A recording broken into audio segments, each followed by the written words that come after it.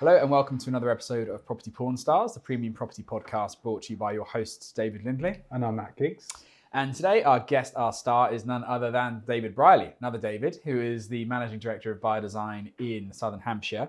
And a little while ago, I asked you, because we did a press release in the industry press when you joined Buyer Design. And I said, are you all right if I refer to you as an industry veteran? Will you take any offence at that? And you said, no.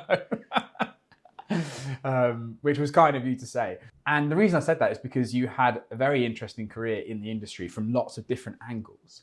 And I thought it'd be quite interesting, again, to have a conversation with you today about all those different angles and what you've learned and what you've seen across the time in the industry. So first of all, thank you for coming. How are you? You all right? Yeah, I'm very good, thank you. Yeah, nice to be here. Thanks for inviting me. No, it's our pleasure. So originally into a estate agency? Yes. Well, actually, no, not quite. I did 2 years in Northamptonshire County Council because I was thinking of training as a chartered surveyor. Right. So I did a couple of years there. Hated local authority and had an expensive girlfriend at the time that I needed to fund, and I couldn't do it on the salary that I was being paid. And I was also in Northampton, so you can't get further from the sea than Northampton. Wherever you go, it's sort of in the middle of the country. So I had been to university in Southampton, so I decided that I wanted to go back. From Northampton to Southampton. To Southampton. Well, I could manage the north and the south, and the Hampton was the same. So I did that. And actually, I went straight into a estate agency. Well, what happened was I was going to be employed as a negotiator. And the guy who employed me rang me up and said, our manager has just left. Would you like to be the manager? Straight in? Yeah. And this is a long time ago. And I'm thinking, hang on a minute. I've never sold a house in my life. How on earth can I manage an office? This was actually in Swindon, not Southampton, for a company called Allen and Harris. Which, so as I said, yes. Worry about it afterwards. And anyway, it worked. It was fine. So I did that for a couple of years in Swindon. Swindon was expanding at the time, and it was a bit arrogant of me to say that it was easy, but there's less competition. Fees, it wasn't competitive fees, and you could literally go to a house, and as long as you sort of could string a few words together, people say, "Yeah, can you sell it for me?" And say, "Yeah, absolutely." So I did that. Unfortunately, there was a thing called a distributor road, and all the estates were off it in the new part of Swindon, and I got done 3 times in 3 months for speeding on there because I was anxious to get to the valuations before anybody else. So I then got, unfortunately, I got suspended, and I thought I was going to lose my job. And the guy said, for 3 months you can use your secretary to drive you around, which is what happened. And so I'd arrived in a estate agent. I loved it. I absolutely loved it because from my point of view, I was, you're only as good as you are. You don't have a product. You don't have any. We had service, but if you say you're going to phone somebody tomorrow at 10 o'clock, phone them tomorrow at 10 o'clock. It's so simple. And so, you didn't have a product that you were selling that they'd ring you up 2 days later and say it's broken, or it doesn't do what you said it would do. Yeah. So, that's why I love service, because it's as good as a service you're prepared to buy, which is, of course, why Buy Design is so appealing, because you can make the service as premium as you want, and nobody's going to complain. So after that, I did then actually move to Southampton, and actually quite quickly became a partner in a firm, and I opened a new office in a suburb of Southampton, which has since expanded. And I played rugby. I sailed. I mean, life was brilliant. Life was good. The competition wasn't that great. Fees were sensible. And we just had a ball. Really did have a ball doing the job. We were one of 3 offices in an expanding area, and we also did a lot of new homes. And we were selling in good months 60 units a month, and in poor months sort of 25 to 30.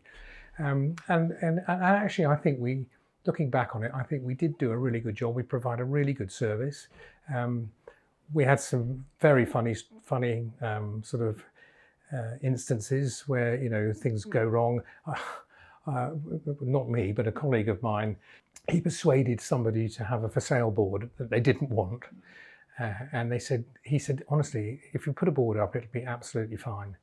And we had an Irish board erector, and he went to put the board up and put his crowbar through the gas pipe in the front garden.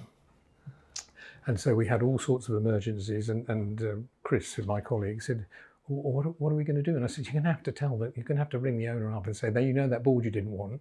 Well, you've got the board, you've got a gas leak, and you've got no front garden anymore because the British Gas have dug it up. Oh my God. They saw the funny side of it, and it was all fine. But, you just sort of look back on those things, and they're just instances and episodes. But you learn how to deal with things like that. You've got to be able to laugh it off without being flippant. You've got to be able to say, I'll put this right, this is what we'll do to put it right, all those kind of things. So, yeah. And so how long were you there for, and when did you exit that company? What happened for you to leave there?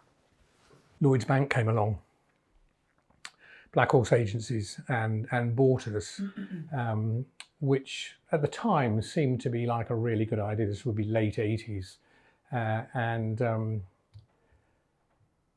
I remember thinking, this is going to be really good.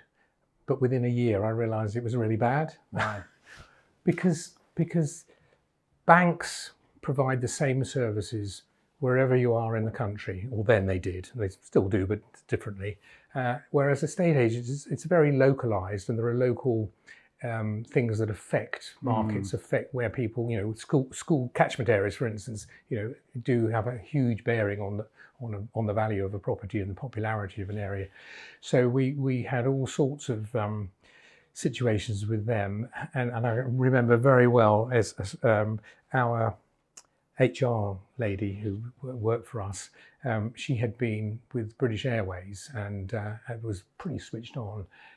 And we were in a training session, and the guy from the bank said, we're going to teach you about customer service and what it's like and how it works, and how much better you could be at it. She put her hand up and said, oh, okay. She said, if that's the case, why is it that when most people in their lunch hour go to the banks, most of the cashiers have gone to lunch too and the kiosks are closed? How is that good service? And the chap just went ashen and stuttered a bit and kind of moved on. But that's the kind of thing that I thought was wrong. So they bought the business, sales, lettings. Did they rebrand it, or no? Yeah, they did. Well, they rebranded it Black Horse Agencies, but they did keep the local brand name. But they lumped us all into regions, and I actually ended up with a region of 100 offices to look after, from Bournemouth to Brighton, all along the south coast. Your job was to manage 100 branches? Yeah, and there was an average of 5 people in each branch. I mean, I had no experience of doing that. But you just think, okay, well, if that's the gig, I'll do it. How many branches did you manage in Countrywide, man? That was only 14 or 15. Yeah, nowhere near that. I think they shrunk them down after that. Yeah. But they didn't really know what to do with the business. They were interested in, financial services, and they didn't really mind anything else. But I had a 3-year service contract, and to be honest, after 2 years, I just thought, I'm going mad. I can't. They're asking me to tell or implement things in these offices and get these people to do things that I just don't believe in. I don't think are right. I don't think it's going to work. I think it's wrong. And I thought, well, there's no way I can live that. I live like that. So I decided that I would leave and set up my own agency. But I was on a year's garden leave. All right. They put me on a year's garden leave. This was the last year of my contract. And I said, look, I'm no threat to you guys. I just want to get on with it. If you think that David Brierley is a threat to Lloyds Bank, well, then you've got bigger problems than I thought. Anyway, they weren't having any of it. So I was on garden leave for a year, and did the garden and did lots of other things, and then set up a company which still exists called Michael Rhodes. And with a former partner of Fairley Robertson and some of the branch managers of Black Horse Agencies, because they didn't like it either. We kind of did that. The timing wasn't brilliant because it was in the early 90s when we had that huge recession and people were handing their keys back, because they were in negative equity and all that kind of stuff. But in many ways, harder markets are good. I think they're good for the good. If you're an order taker, then they're not good. But if you know how to find your way around and duck and dive, putting it crudely, then I think it's good, because you have to work quite hard, A, to win the listing, and B, to get the sale. Well, in that case, there were plenty of listings, it was getting the sale. Yeah. So I did that through the 90s, and then when the Housing Act changed and the short-term tenancies came in, we decided we would, because there were a lot of accidental landlords as a result of that recession who couldn't sell their houses, but they needed to move. So exactly. So we sort of cashed in on that and built up a really good management portfolio. But there comes a time, doesn't there, when you sit back and you sort of you kind of think to yourself, now, is this am I going to do this for the rest of my life, or am I going to do something else? And I won't say it's my strength, but what I really enjoy doing is starting something, building it up, getting it to a point. When it gets to a point that it then starts to sort of roll along, it's not that I lose interest. I just don't think I'm not the right person to do that.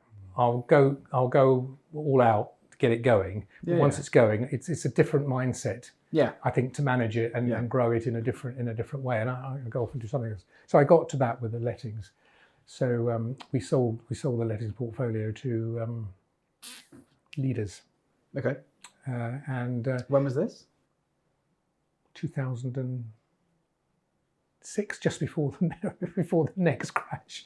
Because my wife and I were buying an investment, and we were driving back from south of France, and the Northern Rock thing kicked off, and I said to Marianne, I said, I think we need to think very carefully about what we're doing. But what I don't understand about so many decisions made by these big businesses is that, I remember when Northern Rock issued 125% mortgages. And we all sat in the office and said, how is that going to work? That just is not going to work. That's a recipe for a disaster. Yeah. And sure enough, it was. And so, those of us, and not just me and my colleagues, but lots of other people in the business, would have said to themselves, what's going on? It can't last. And so it didn't. And that's when, and then home information packs came along. That was a balls up as well, wasn't it? That one. But when we're almost back where we started, aren't we? Yeah. And I thought they were really good. I thought it was a great idea. We set up a business. I did some property development in for about a year, but missed the people. So I then we then decided, home information packs, that sounds quite interesting. I understand the business. Well, let's set that up. And we had quite a few clients, but of course, Was this the beginning of Evolve? Or was this something else? Yeah, it was the beginning of Evolve. Right. Okay. Yeah, it was. And we're doing energy performance certificates as part of that. Yes. And our sort of big break, if you like. I was just fiddling about with it really, I knew the regional managing director of Barratt Homes, and he came to me and he said, "Oh, David, we've got a real problem with our second-hand homes. Our part exchange homes rather." He said, "We're not doing a very good job on them." And I said, "No, I've seen your website; it's pretty awful." He said, "We need some sort of consistency to make sure they're all marketed the same way wherever they are in the country." So I said, "Well, okay, sounds good. We can do photography, we can do EPCs, we can write descriptions, we can draw floor plans. That can't be that difficult." And so he said, "Well, you need to go and see the main board." So I came up here to London, saw one of the main board sales director, I think it was, Ed somebody, and he said, "Okay, fine. Well, there's 26 regions, so you can start supplying them." I got back on the train thinking, I haven't got anybody to do the work. So we have a saying. I have a saying, or everybody has a saying for me. They say, David will say, "The answer is yes. What's the question?" Yeah. And I still do that. I just think you sort it out. If there's a business opportunity, you find a way, don't you? Yeah. So That's what happened. And we kind of grew it. But then home information packs got withdrawn by the Conservatives in 2010, which was a real shame. So we found that we did have to find other services that we could tack on to the visit to do the EPC. But of course, you know, an EPC lasts for 10 years. So you kind of, once they've all been done, it's actually then quite difficult to sell on. And then we had the Green Deal. Do you remember the Green Deal? Energy efficiency. We did extremely well out of that, but it didn't last because the government withdrew the funding. And I'm sure you both have been in training sessions where you have the SWOT analysis, and government legislation is both a strength and a weakness, or opportunity and a threat, whichever way you look. Well, it's both. It's all four. And so we did well out of that to start with, and then of course they withdrew the funding, which was so short-sighted, really short-sighted. And then sort of we stumbled upon Easy Property. Yeah, what happened there? Well, you had it. Yeah. It was funny this, because I was like, so when this was all being floated internally, this is going back to Guild and Finer Country days, I was like, I'm not just saying this because it's now either, but I was always against it because there was at the time, it's quite hard to put yourself back in the moment, but this was probably 2015, something like that, let's just say. And the industry was collectively terrified at the time of the online estate agents. Yeah. It was coming down the road. And be that as it may, I thought there's all these external factors and stuff, but I just don't think on a really basic level, people want a for sale board outside their house that says Easy Property on. I just don't think that brand, just an opinion, but I don't think that brand would be desired by enough people to be on a board outside the house. I think all the other factors can be good or bad or indifferent, but if it falls down at there, then it falls down for me. But anyway, we went on a bit of a crazy journey with that. And then, so in the Guild and Finer Country, they had it for a while. And then I don't know what happened. It was something like the license with Stelios was up, or did you buy it? What happened there? No, no. I was invited by John Cook to come along and sort of talk to him about Easy Property. And I now think like you, but at the time I thought that because online agency was going well and Purple Bricks were at their height, and I was thinking, well, you know, we've got the Easy Property is a brand, or Easy is a brand. Yeah. If we could ride on the shirt tails of Purple Bricks and the online phenomenon, we might just get there. And I said to John, because I think we were doing some floor plans and EPCs and things for your members, and I said to John said to me, "What do you think's wrong?" And I said, "Well, I just don't think your high street guild brand is the right vehicle for selling online agency, because what's going to happen is it might be the hook that brings the person in, but they're not going to sell it for $299 or $299. They're going to want 1.5% or whatever it is. So I just think, you know, it's an expensive form of advertising because you're paying quite a big license fee." And he said, I think that's right. And he said, "What do you think we should do?" I said, "It's not my problem." And got back on the train and went home. And about 2 weeks later, he rang up and he said, do you think we could do a joint venture? "No, I don't think we can." I said, "I'm just not interested. I just don't think, I think it just takes too much money." So, you know, fine, okay. And then the next thing I find that I'm on a flight to Monaco to meet Stelios. Oh, wow. And I'd never been to Monaco and I'd never met a billionaire. So what have I got to lose? I was picked up in a car, taken to Monaco from Nice, taken to Monaco. What was that experience like, meeting him and everything? What was it like? What, in Monaco? Yeah, meeting Stelios. What was that like? It was good. He's very sharp, amazingly sharp. I ended up meeting him a lot of times, actually, in various different places, but he's hard-nosed. Yeah, okay. And I get that. I can understand that. Yeah. But he didn't really get the brand. He didn't. He gets the brand because it's his brand.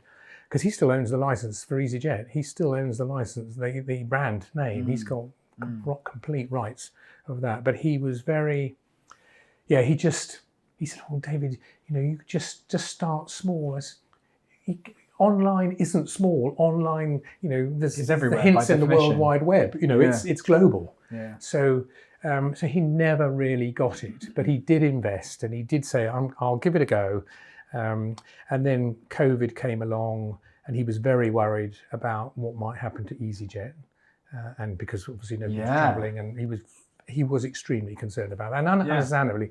And he said to me, "If you want to go out and get funding," he said, "you're going to find it very difficult, because those investors that would have invested are worried about their current investments, so they're more likely to put money back into what they've already got rather than new ones." Stelios, understandably, again, didn't want any brand damage, so he was quite happy to see it go. And I was quite happy to see it go. I feel sorry because it's a bit of a failure, but I think what's happened is that all now estate agents, they're online estate agents. They've caught up. Technology has caught up for them. So, with their brand presence in their local areas, plus all the sort of online connections, I think it's kind of pushed online agency, not out, but they're all on a level playing field now. It's crazy. Like 10 years ago, this was the devil at the door, wasn't it? Yeah, it was. And we thought that the industry was going to go the same way as travel agency and all that sort of stuff, and that's where it came from. And then fast forward 10 years, so we've just recorded a podcast with Paul Jameson of TCI on all the data, and we were doing it about data over £1 million plus. He said the market share of online estate agents in the £1 million plus market, it made me laugh. He said it's rounded up to 0%. Which is, it says it all really, doesn't it? So had a brief foray with online estate agency and that end of the market. What did you do after then? Took time out to decide. My wife comes from New Zealand, so we went to New Zealand for some time. Her family is still there. And I just wasn't sure. I wanted to do something, but I wasn't sure what it was. But I wanted to stay in property because I enjoy it. I've met lots of really nice people in it, and I think so many friends and family are at the point in their lives where they should be thinking about downsizing, thinking about doing so, and making the decision while they're in a position to do so, rather than having somebody else make it for them. And my phone keeps ringing and says, "David, what do you think we should do?" And I began to think, I could be earning a fee from this. I'd be monetizing this, without being too mercenary about it. And so I knew about you by design, David and Matt, and I looked at it, and I was, as you know, I was mentoring somebody through agents together, who is the second person I mentored actually, who was looking to get into the premium property market, and I got chatting to him. It's over 6 months, and we got chatting, and I found myself. I wasn't sure who was mentoring who at the end, because she was getting very enthusiastic about by design, and so the more I thought about it, the more I think actually I could. This is a vehicle for me too. I can do this.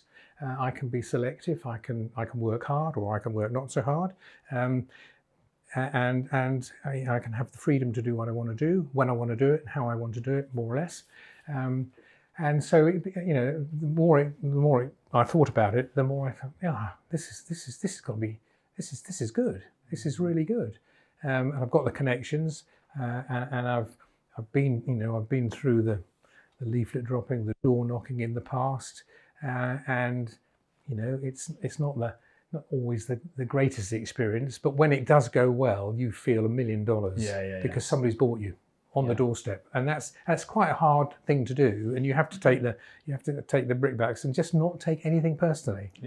It's and I think you definitely have to be in the right frame of mind. If you wake up in the morning and you're a bit sort of, I'm not sure whether I want to do this, don't do it. because it'll come across. Absolutely, your and energy. you drag yourself up the garden path and you tap gently on the door, and hoping they don't hear you. But of course, these video doorbells now are a real giveaway, because you press the bell and they can see you sort of hang dog. So estate agent.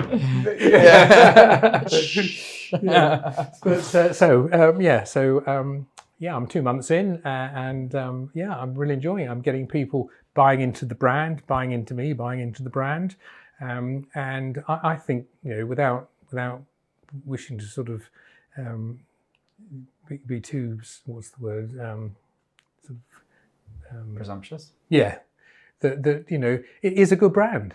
It's a bit different. Yeah. It's not a bit different. It's a lot different, and actually that's a very easy thing to articulate on the doorstep. Yeah. Because they can see who you are for a start, and and all the agents that I've met that you've got around the country, David. They're all like-minded people. And it's funny you say about that different. So I'm not going to name names, because I'll make loads of enemies on this podcast. But I think it was over the weekend. Marie, who you set up your mentee with in By Design in Northamptonshire, she messaged me. She's like, ha, I've just been approached by the CEO of company XYZ, just call it for the sake of this.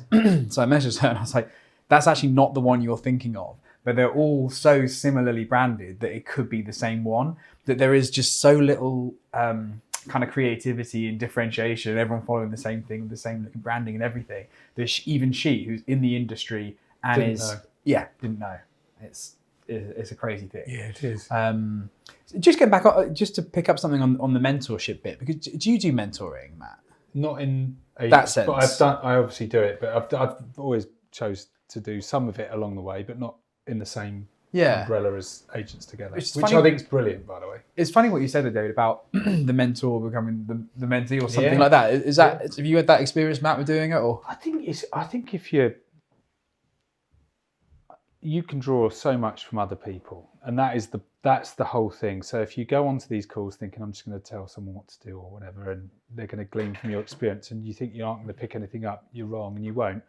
I learn when I coach people or I mentor people, it reminds me sometimes of the things that I should be doing myself, or at times their way of looking at things is completely different than the way I look at things, and I think I actually really like that.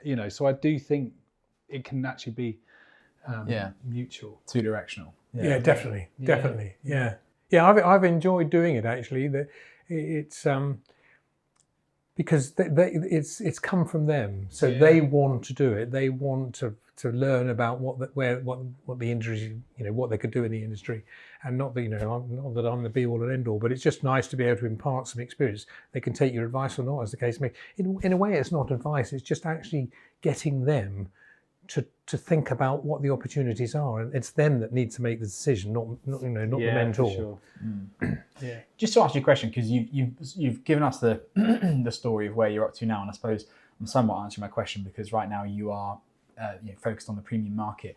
Having worked in so many businesses, suppliers in the industry as well, from the top to the bottom and everything, what would you do again, and what would you not do again? And I don't mean that in terms of your own life and experiences. I had a great time there. I mean, is from a business sense, what do you think? Okay, that was a great business, or that was hard work. I think I wouldn't be a supplier.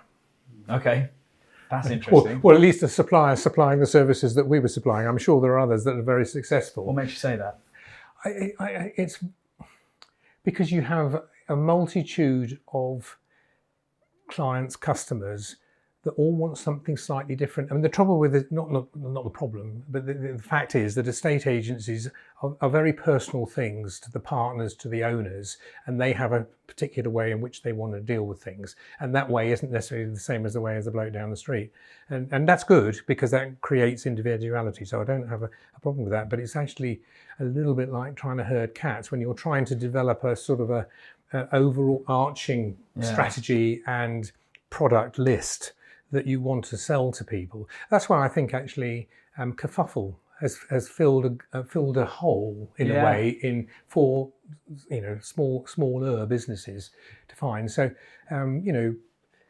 I think that's probably what I would say. I mean, Yeah. I enjoyed it. I'm not saying it was horrible. Yeah. But I think if, answering the question, I think I would say, I needed a break from a state agency. Yeah. But I'm very happy to be back Yeah. back in the front line, actually. Yeah, it's really interesting that you say that, because like quite often people say they'll come from, consumer facing, so B2C, and then they go to B2B and they say, I wouldn't want to go back into the consumer facing side of it, and you're the opposite. So no, I really like that. I really enjoy the interactions. Yeah. Yeah, completely opposite. And I think, funny enough, on Saturday I saw my nephew who works for Randstad, and he's been pretty successful. And I said, how's the new job going? He's vice president or something or other. And he said, do you know, David, he said, what I really miss is the interaction with he said, I'm not selling anymore. I'm managing a team of people that are dotted all around the world. He said, and that's great, but I'm not selling. He said, I love, he used to come in, he did actually work for us for a while, and he used to come into the office and he'd sit down and he'd very good at amateur dramatics. He'd sit down and say, "Start your engines!" Get everybody going in the office in the morning. And he was.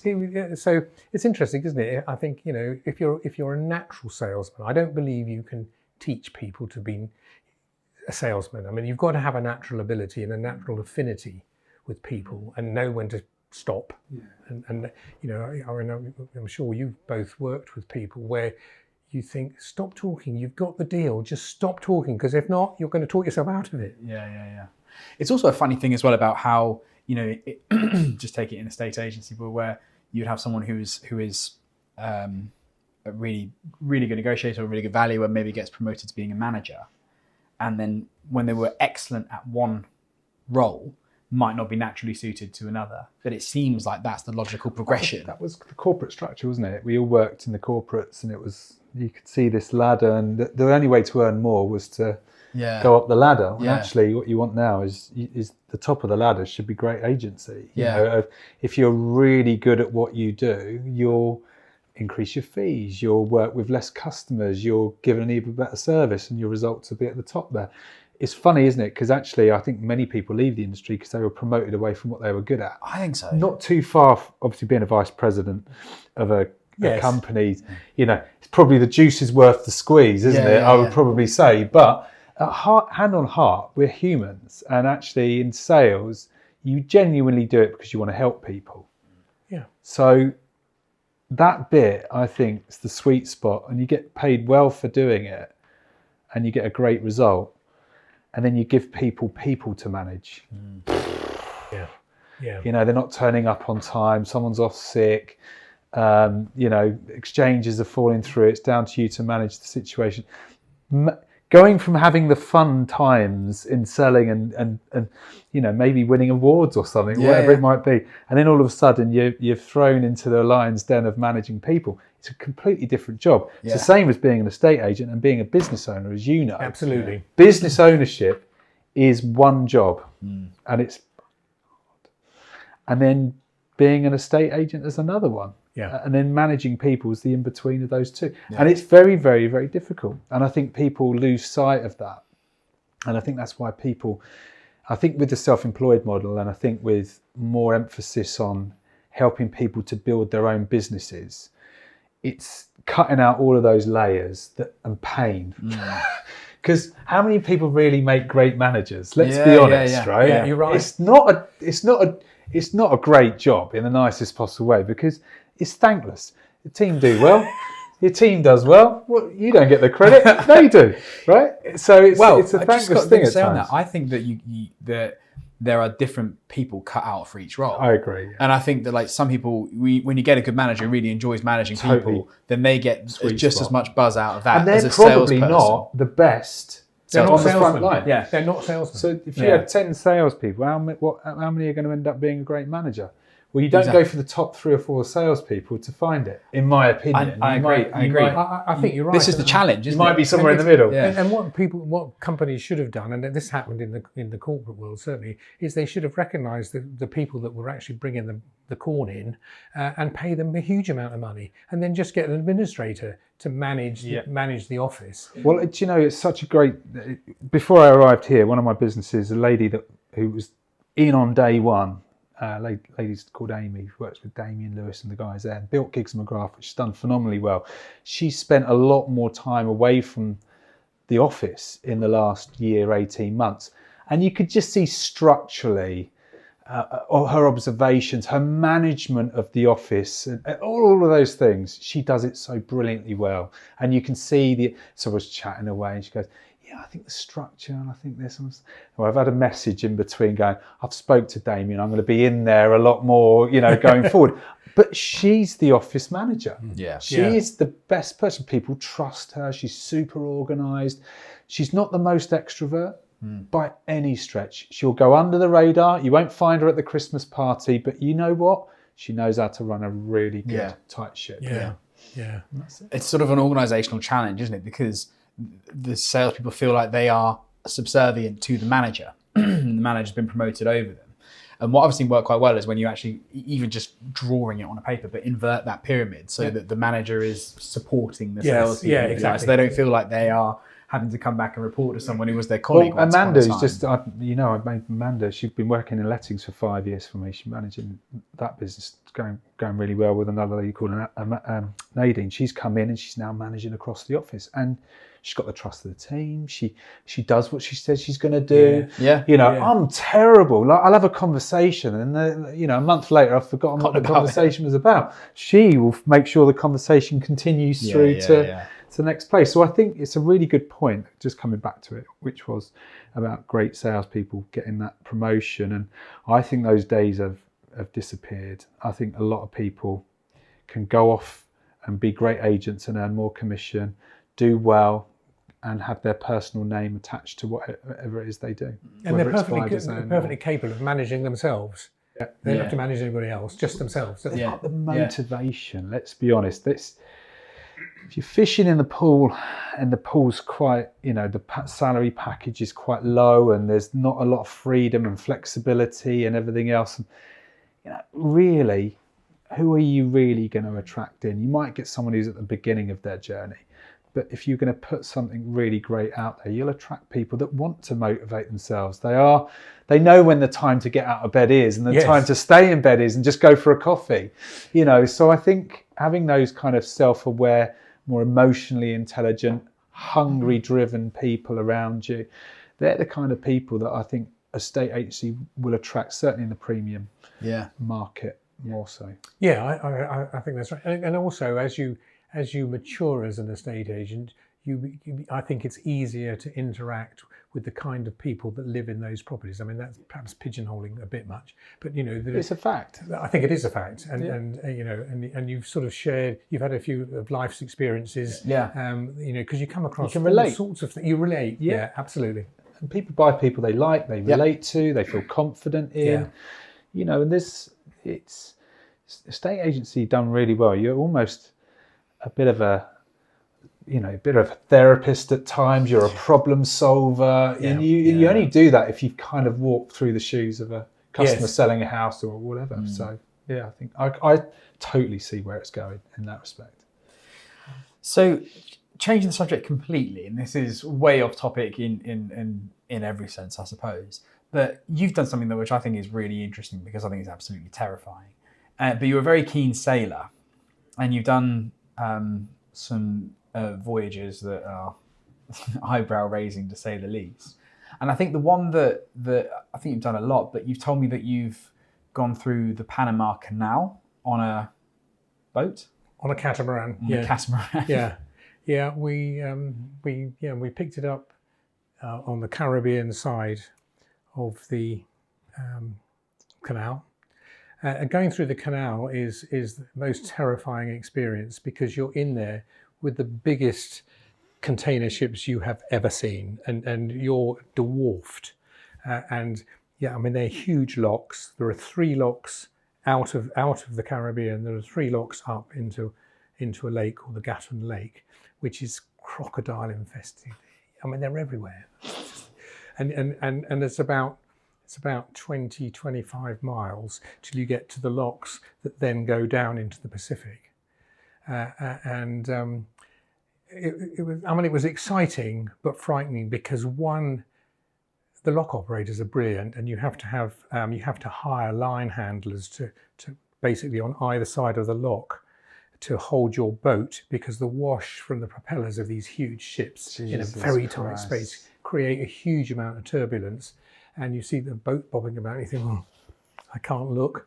Anyway, we survived and went through, and you know, there's something unbelievably inspiring as you go through the last gates open. I mean, it takes all day to go through it. We started at something like 6 o'clock in the morning, and 6 o'clock at night when we actually got to the other side. And the last set of gates open and into the Pacific, and there's the Bridge of Americas, and you think, wow, I've just gone from one ocean to another just through a canal. I mean, it was an amazing bit of engineering when you consider how long ago it was built. Of course, they've now built Panama Max, which is even bigger, huge.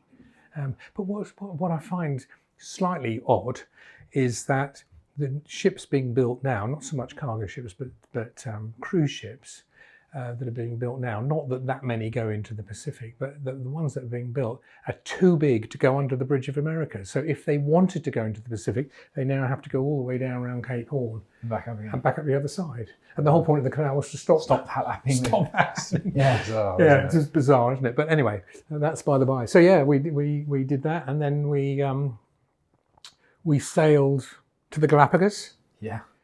Spent a week there, and that's fascinating. I've never really thought too much about the evolution of the species, but actually, when you're there, and we've all watched the David Attenborough programs. Well, what an experience!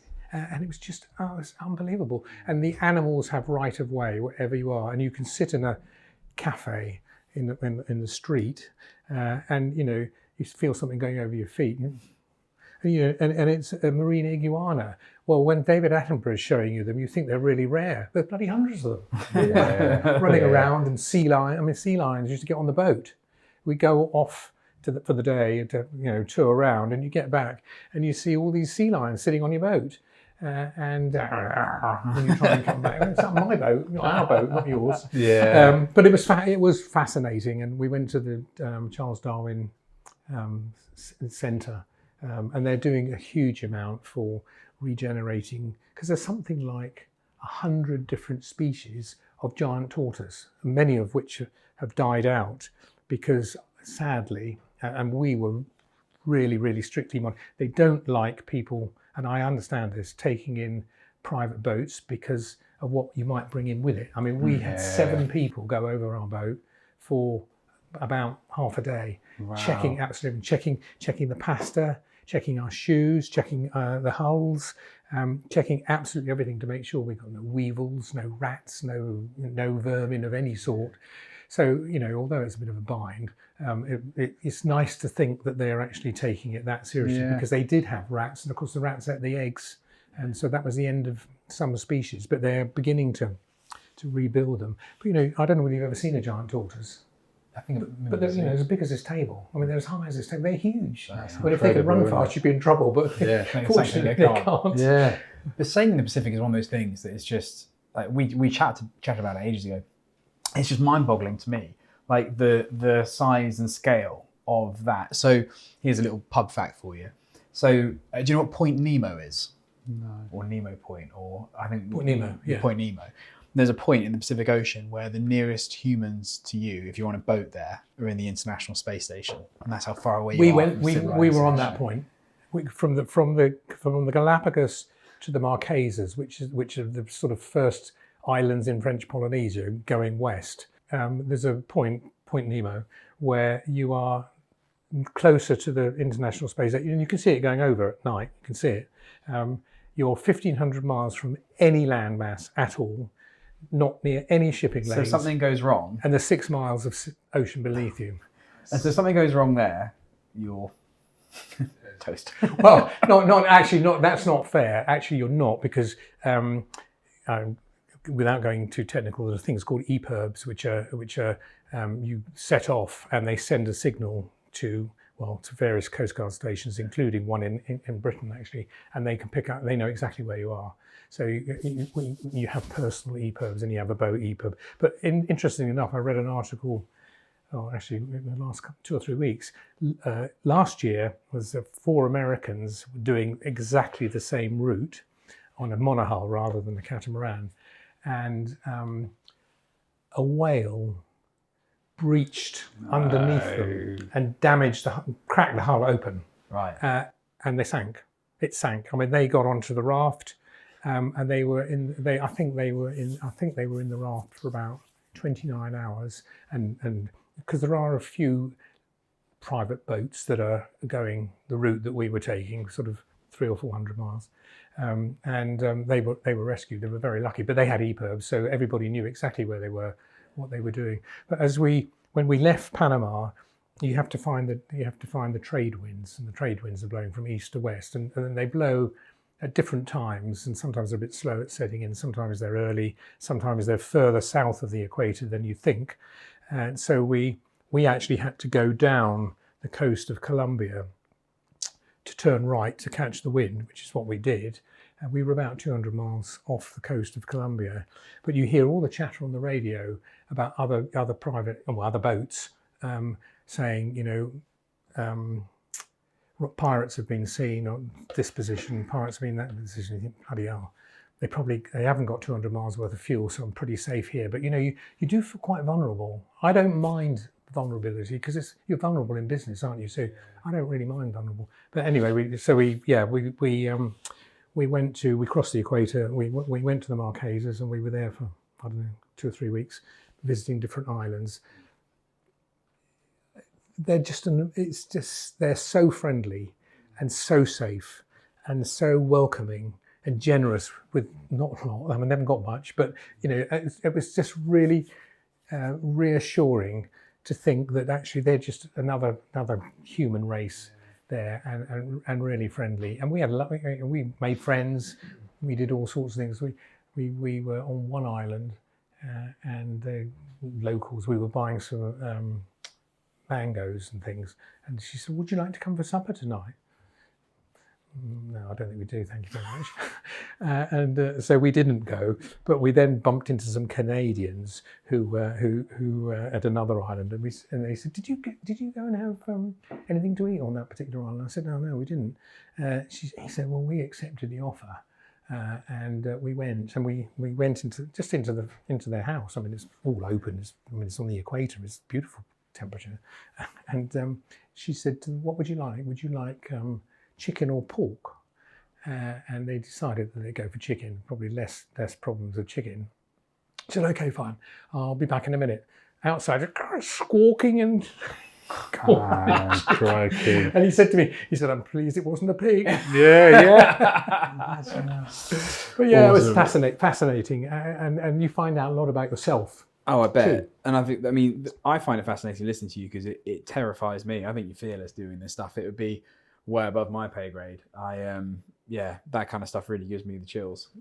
Yeah, I think it's like in business. I think a little bit of fear and fear of failure is good because it keeps you adrenaline, isn't it? Yeah, adrenaline, and you think, "I've got to do this. I can't afford." And how many things you've probably done over the years that you wouldn't have done out of choice, but you did them, and actually what you got from it was incredible. Yeah, you know? it's very true. Do you ski?